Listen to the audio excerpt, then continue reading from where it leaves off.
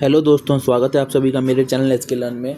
मेरा नाम है संजय। हम कर यूनिट एंड डायमेंशन के जेईई मेंस के प्रीवियस ईयर के सारे क्वेश्चन। ठीक है, आज की वीडियो में हम डिस्कस कर रहे हैं 2022 के क्वेश्चन। तो ये लास्ट क्वेश्चन मैंने होमवर्क में दिया था आपको। उम्मीद है आपने इसको एक बार ट्राई किया होगा। ठीक है, किया है तो अच्छी बात है, नहीं किया तो मैं यहाँ पर सॉल्व करता हूँ इसको। देखिए, हमें आइडेंटिफाई करना है पेयर ऐसा जिसका डायमेंशन सेम है। ठीक है, तो अब इस केस में अगर आप देखेंगे ध्यान से तो देखो वेव नंबर जैसे कि अगर मैं ए पार्ट की बात करूं तो वेव नंबर का फॉर्मूला होता है 1/λ। ठीक है, तो इसका यूनिट तो हो गया मीटर इनवर्स और डायमेंशनल फॉर्म हो गया L-1 एवोगाड्रो नंबर। और एवोगाड्रो नंबर तो मोल से रिलेटेड होता है ना।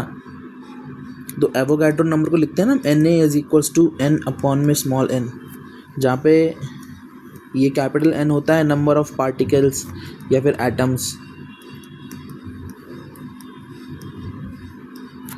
अपॉन में ये होता है number of moles small n।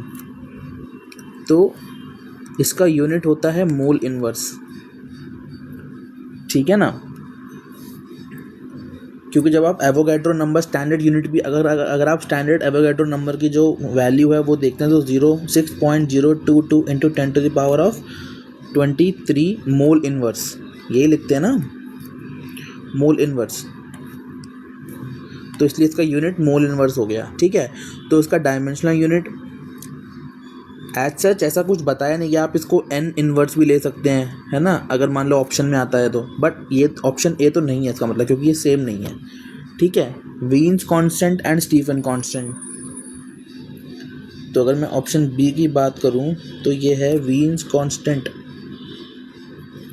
तो वीन्स कांस्टेंट होता है लैम्डा मैक्सिमम इंटू में T = B, है ना। तो जहाँ पे ये होता है वेवलेंथ और T होता है यहाँ पे हमारे पास टेम्परेचर।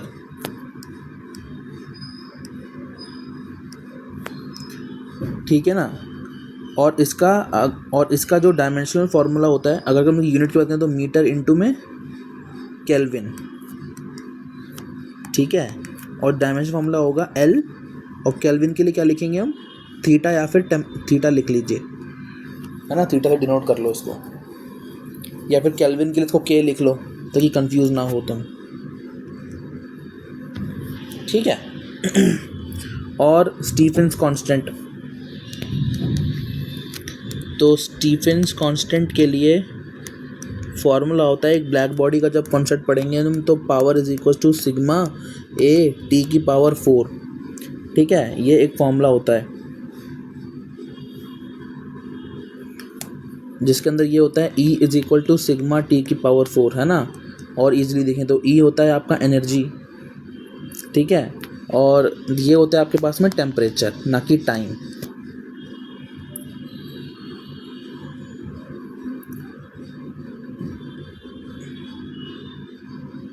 सॉरी, एनर्जी नहीं होता यार, ये पावर होता है। E is power. ठीक है ना, ये दोबारा लिखता हूँ, ये फॉर्मूला पावर = सिग्मा T⁴, ये होता है, सिग्मा T⁴ होता है ना। ये होता है पावर, ये हो गया Stefan's constant sigma, this is temperature. ठीक है, तो जब आप इसको सॉल्व करेंगे पावर और टेम्परेचर को, तो उसका डायमेंशनल फार्मूला जो आएगा वो आएगा m1L0 T-3 K-4। तो ये दोनों भी सेम नहीं है। अब थर्ड ऑप्शन देखते हैं, तो वेलोसिटी ग्रेडियंट। देखो, वेलोसिटी ग्रेडियंट कभी भी आए इसका मतलब पर यूनिट लेंथ। अगर प्रेशर ग्रेडियंट होगा तो पर यूनिट लेंथ, है ना, dP/dx, और अगर वेलोसिटी ग्रेडियंट होगा तो dV/dx। तो वेलोसिटी का तो होता है LT-1 अपॉन में L, इसका मतलब T-1।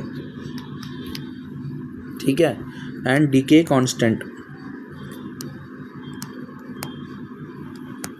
जब आप डीके कांस्टेंट पढ़ते हैं तो डीके कांस्टेंट का एक फॉर्मूला पढ़ते हैं ना आप, lambda is equals to ln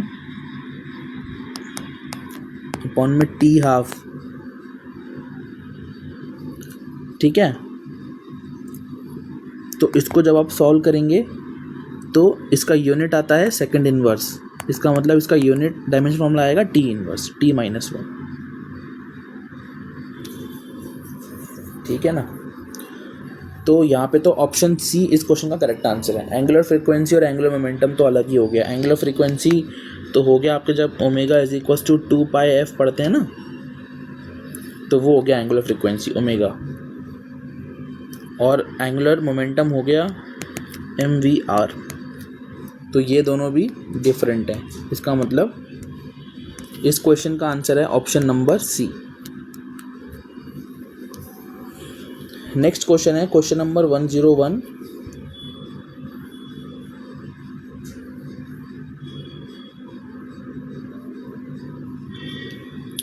ये क्वेश्चन है, क्वेश्चन आपसे कह रहा है find the pair which have different dimension.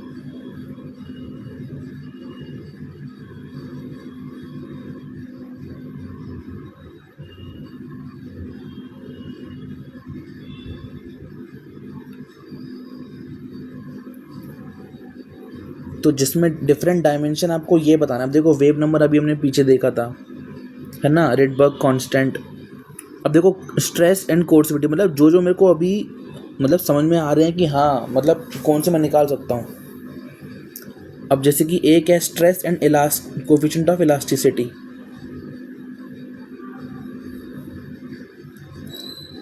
ठीक है। तो देखिए स्ट्रेस होता है फोर्स अपॉन एरिया, ठीक है, और कोएफिशिएंट ऑफ इलास्टिसिटी होता है, कोएफिशिएंट ऑफ इलास्टिसिटी का मतलब होता है simply Young's modulus,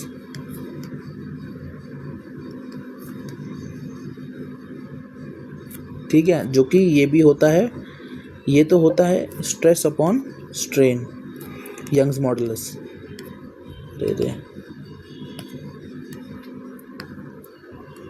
Young's modulus होता है स्ट्रेस अपॉन में स्ट्रेन, ठीक है, और स्ट्रेस होता है फोर्स अपॉन में एरिया, और स्ट्रेन होता है चेंज इन लेंथ अपॉन में ओरिजिनल लेंथ। तो इन दोनों का तो कट जाता है, dimension formula F upon A, तो ये मतलब स्ट्रेस के बराबर आएगा। इसका मतलब जो डिफरेंट है वो बताना है, इसका मतलब ये ऑप्शन तो नहीं होगा। देखिए अब इसके बारे में हमें ज़्यादा आइडिया नहीं है, ठीक है, हम ऑप्शन बी देखते हैं। अगर मैं ऑप्शन बी देखूँ तो स्पेसिफिक हीट कैपेसिटी, मतलब अगर मैं एग्ज़ाम में होता तो कैसे करता है इसको, स्पेसिफिक हीट कैपेसिटी, ठीक है। तो स्पेसिफिक हीट कैपेसिटी का जो डायमेंशनल फॉर्मूला होता है वो होता है अगर हम इसकी यूनिट की बात करें तो वो होती है joule KG inverse kelvin inverse, ठीक है। और इसकी और क्या है लेटेंट हीट, और लेटेंट हीट की अगर हम यूनिट की बात करते हैं तो वो होता है जूल पर केजी इनवर्स, ठीक है।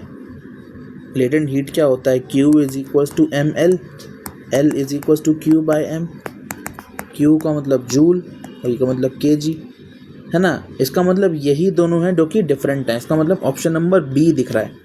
तो अगर मुझे यहाँ पे कोर्सिविटी और मैग्नेटाइजेशन का मतलब भी नहीं पता है तब भी हम इस क्वेश्चन को सॉल्व कर सकते हैं इजीली, ठीक है।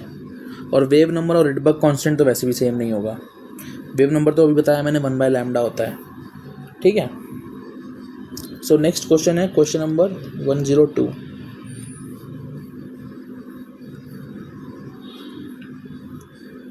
ठीक है, क्वेश्चन कह रहा है velocity time and force are chosen as based quantity, the dimension of the mass will B.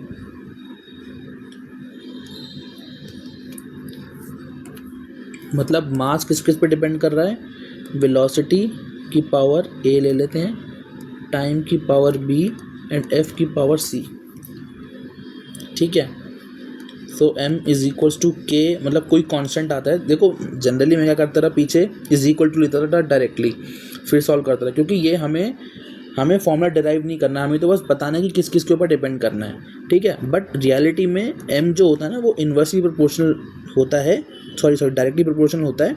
उसके बाद हम निकालते हैं कि जैसे m, फिर हम इज इक्वल टू का कॉन्स्टेंट लगाते हैं k v⁴ a t की b f का c। अब हम सॉल्व करते हैं, जहाँ पे k होता है वो डायमेंशन लेस होता है, वो एक कांस्टेंट होता है।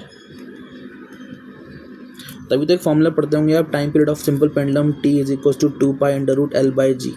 अगर मेरे से क्वेश्चन बोलता है तो time is related to length and acceleration due to gravity, इसकी पावर a इसकी पावर b लेते हैं ना, इसको सॉल्व करते, तो t is equal to k लिखेंगे, k l की पावर a g की पावर b।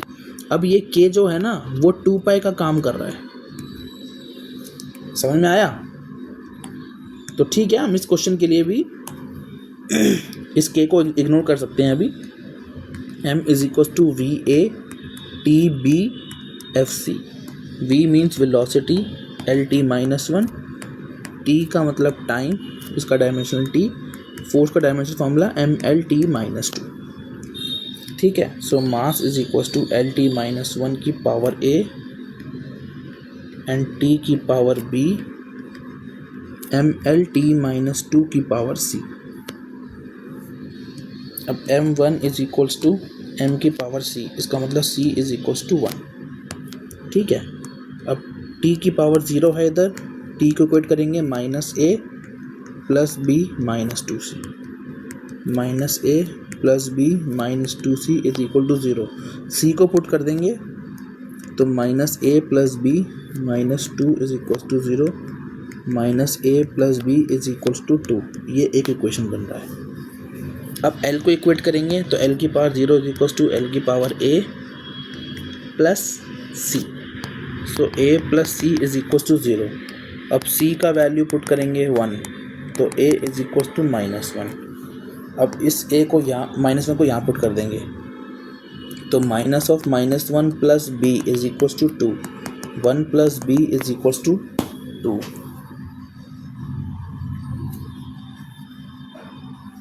ठीक है। So 1 plus b is equal to 2 आ गया। अब b is equal to 2 - 1, b का वैल्यू आ जाएगा 1। अब पुट कर देंगे तो m is equal to v की पावर a t की पावर b एंड f की पावर c। क्या ऑप्शन आ रहा है इसमें मुझे ऑप्शन दिख रहा है, ऑप्शन नंबर v-1 है ना, ft। ऑप्शन बी दिख रहा है मुझे। सो इस क्वेश्चन में मुझे ऑप्शन नंबर बी दिख रहा है, ठीक है।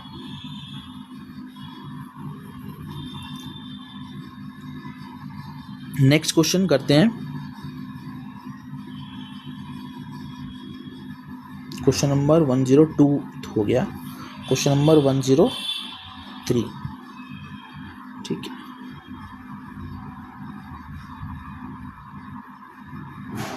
ठीक है, क्वेश्चन आपसे कह रहा है मैच करना है torque, impulse, tension, surface tension को इन सब के साथ, ठीक है। तो देखिए पहला तो हो गया है टॉर्क,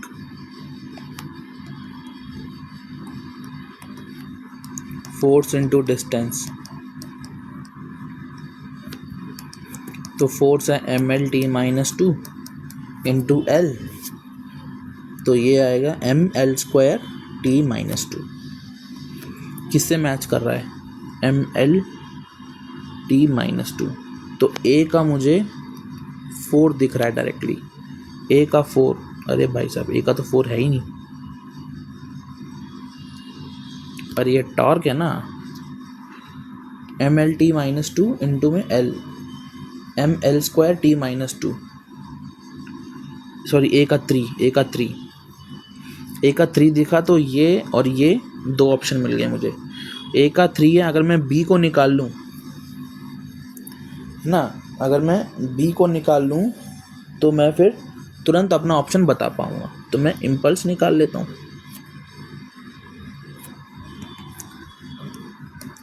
इम्पल्स क्या होता है?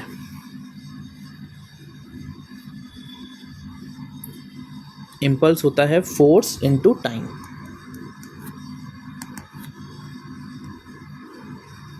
mlt minus 2 into t, so mlt minus 1, mlt minus 1, b का 1। तो जैसे ही मुझे b का 1 दिखा मैंने ऑप्शन ए तुरंत क्रैक कर दिया। ठीक है ना। नेक्स्ट क्वेश्चन है क्वेश्चन नंबर 104।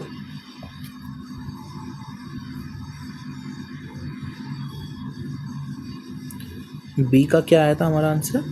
बी का mlt माइनस 1 आया था। बी का हमारे पास 1 आया था। ठीक है। नेक्स्ट सवाल है हमारे पास ये वाला। क्वेश्चन क्या कह रहा है आपसे, थोड़ा और छोटा करते हैं इसको। क्वेश्चन कह रहा है which of the following is dimensionally incorrect. ठीक है जी।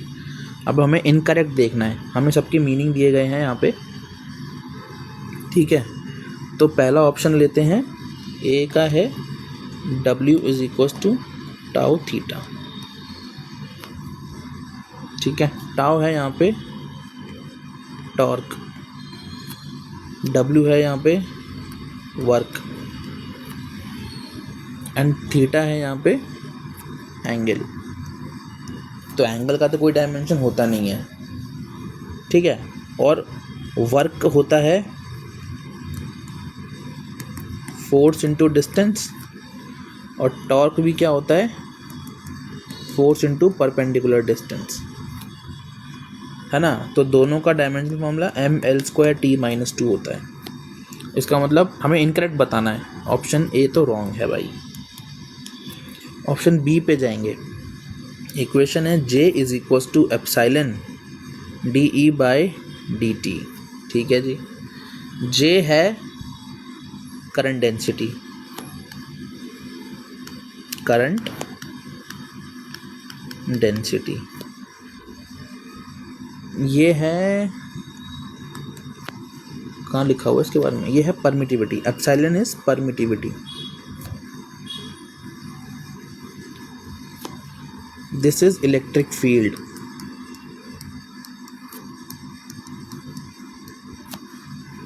And this small t is, this is time.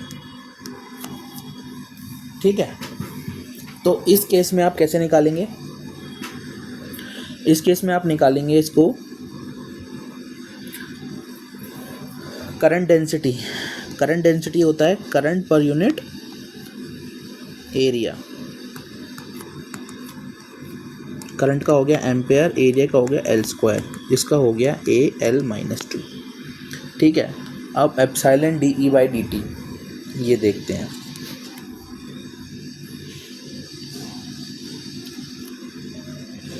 Electric field का निकाल सकते हैं हम कैसे? F is equals to QE से। F अपॉन में Q is equals to E। ठीक है। और एप्सिलॉन कैसे निकालेंगे?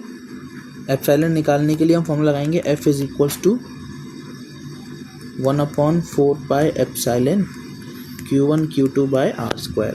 सो epsilon is equals to Q²/FR²। ठीक है। तो अगर मैं एप्सिलॉन dE/dt को साथ साथ लिखूँ, dE मतलब E हो गया एक तरीके से, एप्सिलॉन हो गया Q²/F। अरे यार ये बड़ी प्रॉब्लम है इसमें। FR²। ठीक है। इनटू में E इज़ F अपॉन में Q, इनटू में टाइम। तो F से F मरेगा, इस Q से ये Q मरेगा, क्या बचेगा? Q अपॉन में टाइम इंटू R²।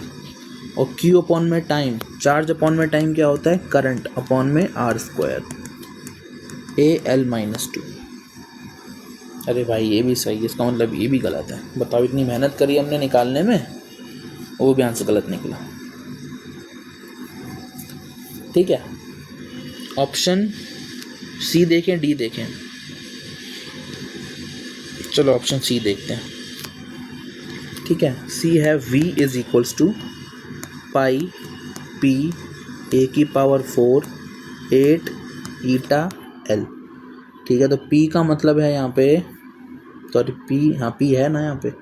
P का मतलब है प्रेशर। ठीक है। और ये ए का मीनिंग क्या है यहाँ पे, ए का मीनिंग है ए और आर रेडियस है, ठीक है। सो प्रेशर को लिख सकते हैं हम फोर्स अपॉन में एरिया। ए रेडियस है, ठीक है, रेडियस है। ईटा हो गया, ईटा क्या है यहाँ पे, ईटा दिया है इन्होंने, ईटा इंटू एल, ईटा इन्होंने डिफाइन नहीं किया, but eta coefficient of viscosity ही होगा जहाँ तक मुझे लग रहा है, नहीं किया ईटा डिफाइन, है ना। तो ईटा कोएफिशिएंट ऑफ विस्कोसिटी और एल है लेंथ। तो कोएफिशिएंट ऑफ विस्कोसिटी का फॉर्मूला होता है M L minus one T minus one, ठीक है। तो अब इसको लिख लेते हैं सही से। फोर्स का होता है M L T minus two, area का हो गया एल स्क्वायर, ये लेंथ का एल था, ये एल की पावर 4 आएगा, M L minus one T minus one.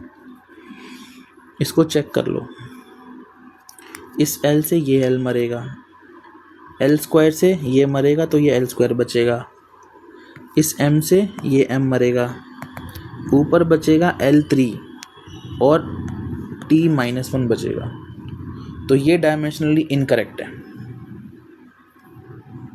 ये ऑप्शन करेक्ट है क्योंकि ऊपर बच रहा है ना L three T minus one. इसका मतलब इस क्वेश्चन का आंसर हो गया ऑप्शन नंबर सी, ठीक है बच्चों।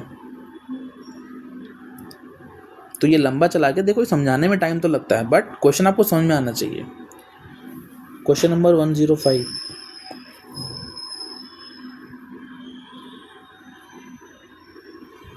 क्वेश्चन आपसे कह रहा है कि force length and time are taken as fundamental quantity, ठीक है। फोर्स लेंथ एंड टाइम, तो ए बी सी ले लो, टेकन एज फंडामेंटल मतलब fundamental quantity, dimension of density, ठीक है।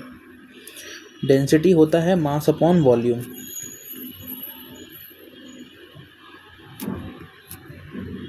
m अपॉन में L3, इसका मतलब m L minus three. Force का हो गया m L T minus to, length का हो गया L, टाइम का हो गया T।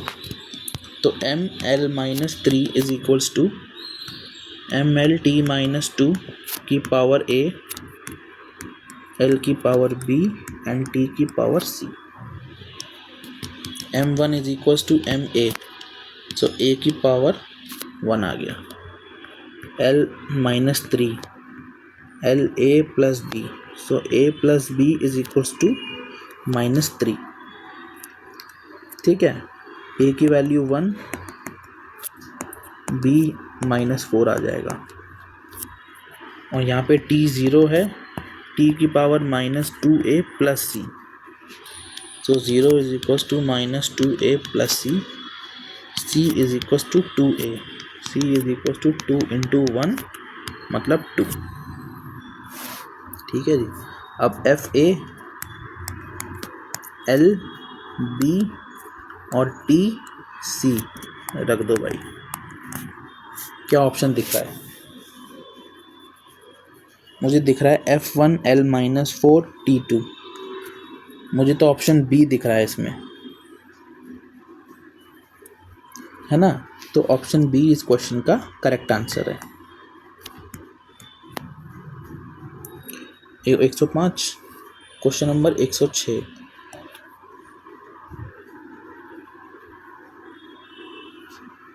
ठीक है। क्वेश्चन आपके पास में, which of the following is not a dimensionless quantity. Dimensionless quantity कौन सी नहीं है? तो यार देखो, पावर फैक्टर है, क्वालिटी फैक्टर है ना, ये सब तो डायमेंशनलेस होते हैं, ठीक है। बट परमिएबिलिटी ऑफ, अब देखो relative magnetic permeability mu R भी होता है, म्यू एम अपॉन में म्यू नॉट, है ना। Permeability of medium upon permeability of free space, ठीक है। तो इसका मतलब इसका जो यूनिट होगा, इसका यूनिट होगा, वो एक दूसरे को कैंसिल कर देगा, तो ये भी डायमेंशनलेस होता है। But permeability of free space ये डायमेंशनलेस नहीं होता, इसके पास डायमेंशन होते हैं। ठीक है ना, जो कि हमने निकाला भी है, B is equal to mu not I upon 2πr फॉर्मूले से बहुत बार निकाला भी है, और म्यू नॉट हम निकालते थे, ठीक है, बी आर अपॉन में आई, याद है ना। इस क्वेश्चन का आंसर हो गया ऑप्शन नंबर सी। तो कुछ क्वेश्चन सिर्फ देखने होते हैं कि हाँ भाई ये आंसर हो सकता है, ये नहीं हो सकता, है ना। Question number 107,